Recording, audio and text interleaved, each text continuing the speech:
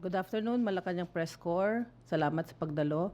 Ngayong umaga, nagkaroon tayo ng unang meeting ng ating NEDA board sa pangunguna ng ating Pangulo, si ating Presidente Ferdinand R. Marcos Jr. At marami silang items na take up at naaprubahan on the level ng NEDA. At kasama natin ngayon para explain ang mga specific details ng mga na-approve na measures and projects. Kasama natin si NEDA Secretary R.C. Balisacan. Sir?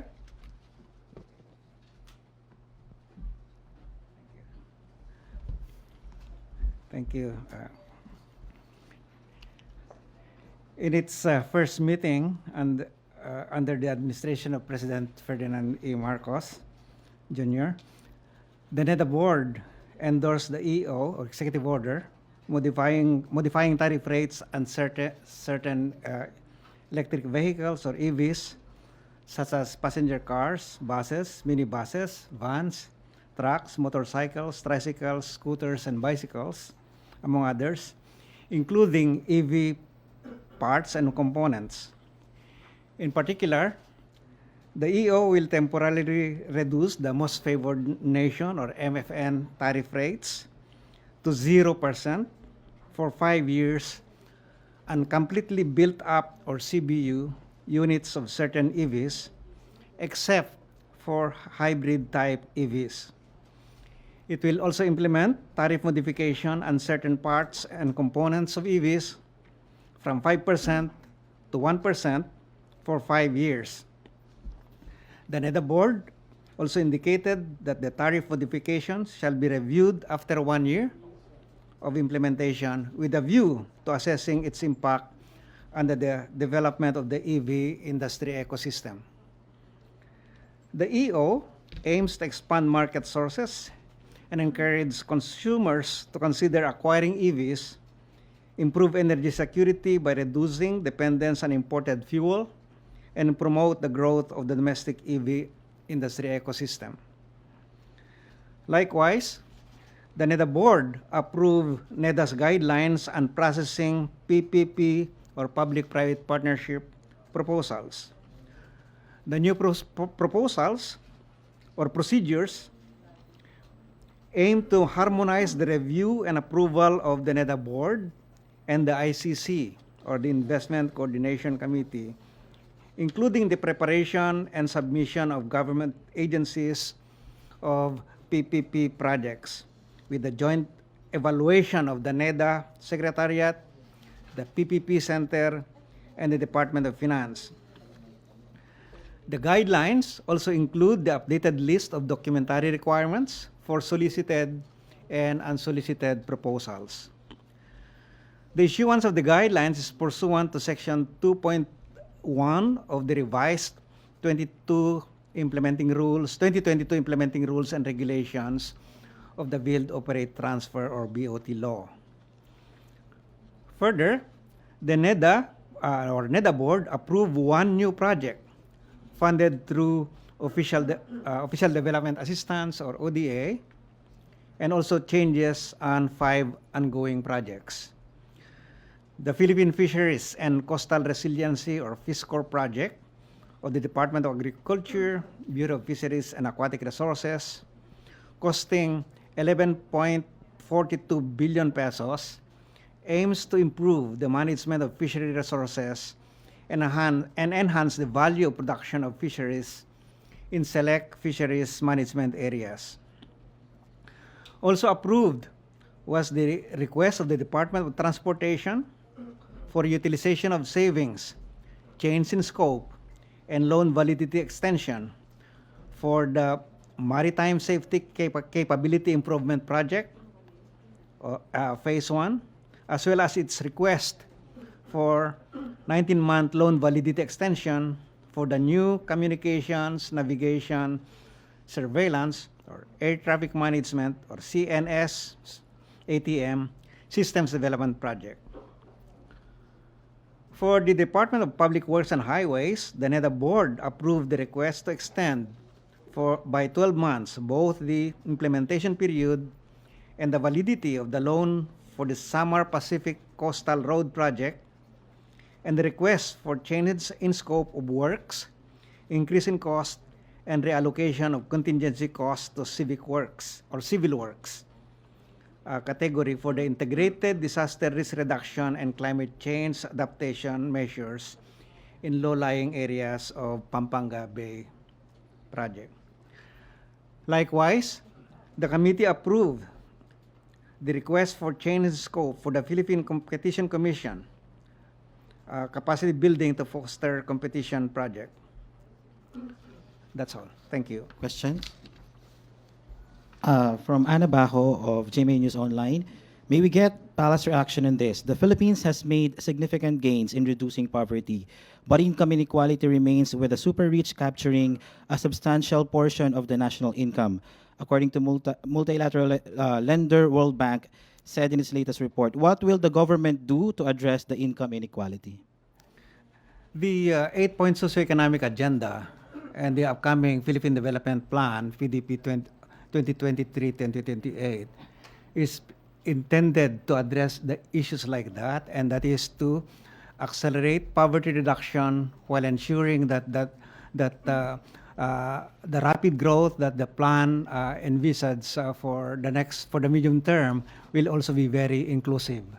Inclusive meaning that the economic opportunities will not only for the upper income groups, but even more importantly for the lower and middle income groups. So it's everybody's boat is lifted by the rising tide, as they say, and that way again inequality will be reduced in a significant way, and will support the poverty reduction thrust of the government.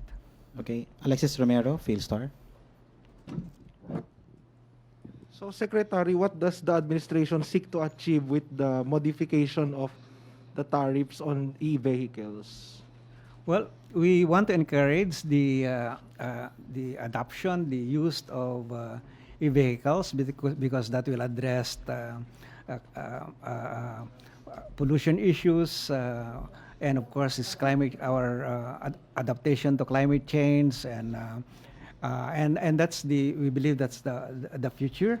But more importantly, we want to be part of the value chain globally in this drive to get to this new industries, new growth drivers, and hopefully we can develop our own industries, and this reduction in tariff is a part of that building up of ecosystem.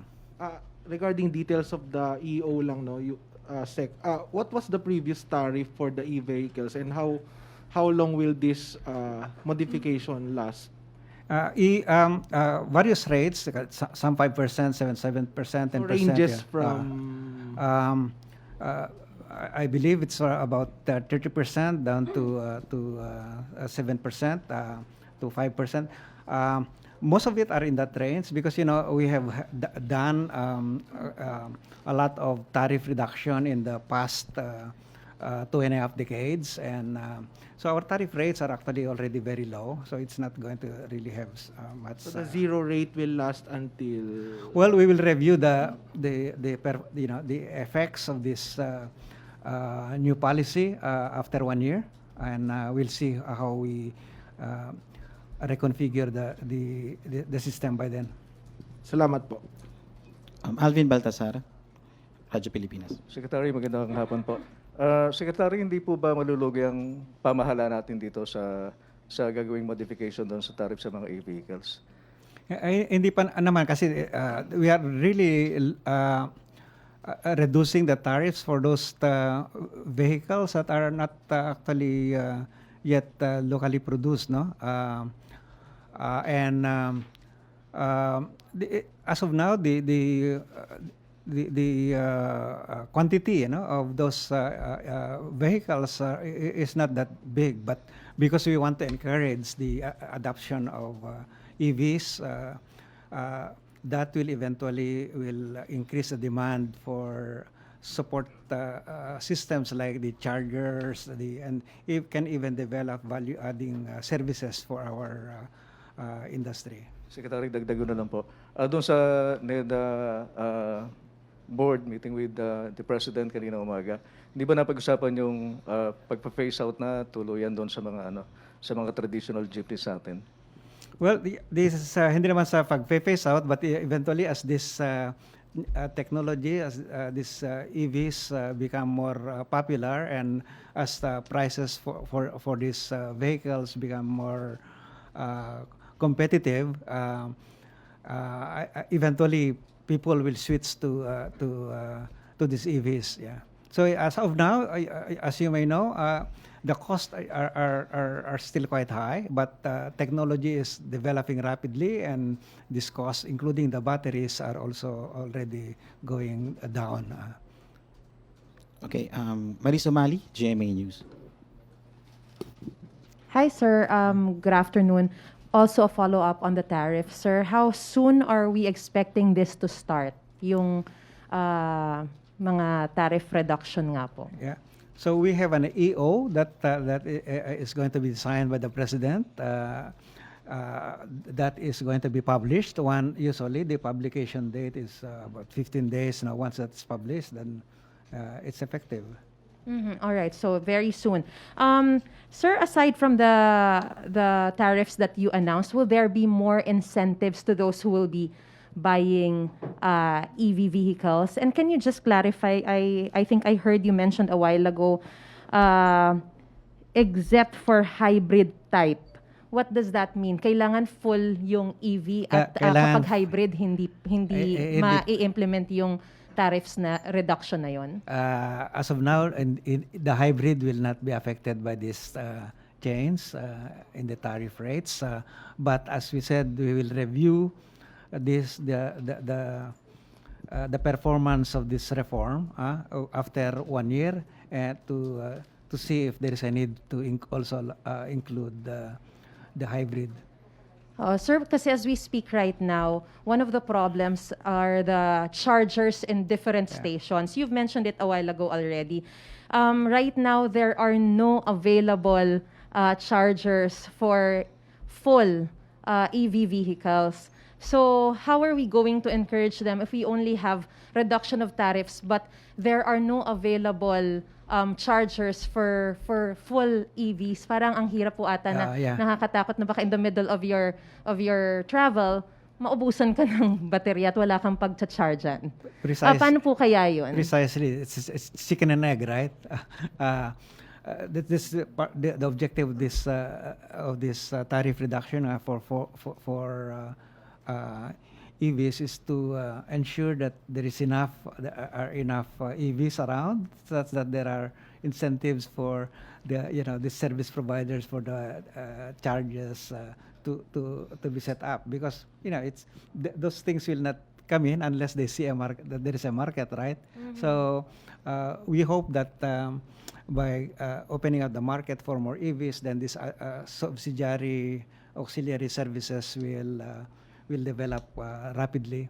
Of course, we have also lowered the tariff for components and parts, which will include the batteries, and so that will help also the adoption and spread of these EVs. Sir, maybe you should also consider the hybrid, because right now the market is for the hybrid because, of course, there is the fear that in the middle of the travel nga po, maubusan sila ng electricity. So most of the market is on the hybrid side.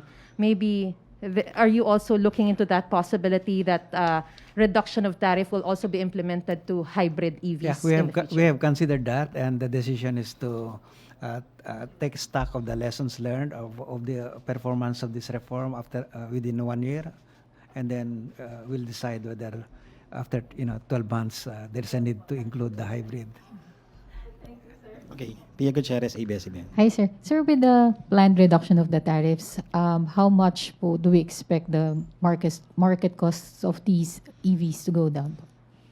Well, yeah. So depending on the vehicle, whether scooter or bus or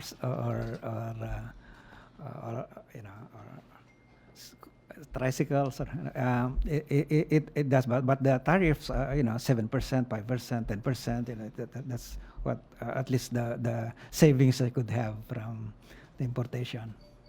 Sir, considering na yun nga po yung nabanggit nyo dun sa issue pa din sa mga chargers, do you think that yung reduction po ng rates na to would be enough to encourage consumers or more people to switch from the traditional to the EVs?